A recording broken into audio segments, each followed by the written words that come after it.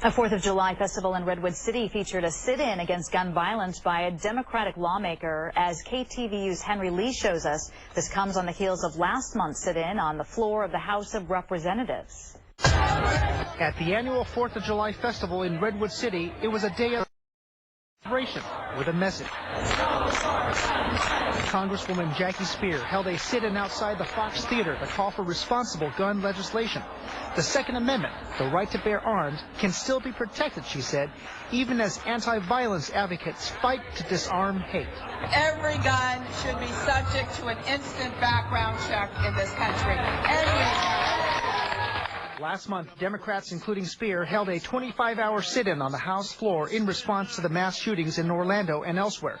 Republicans called it a publicity stunt. Speier says on this Independence Day, she wants people to be free from violence at places like theaters, nightclubs, and schools. The message is, while we declared our independence many centuries ago, we're declaring our independence from the NRA and the gun lobbies that have for too long held the Congress of the United States hostage in passing sane legislation on gun violence prevention. You'll see this button that I'm wearing that we designed that talks about, freedom from fear.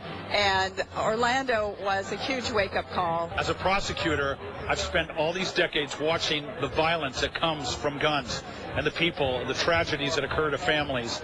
And so I very much share the Congresswoman's views. And I don't think Americans should live in fear of the terrorism we promote, honestly, by arming our citizens with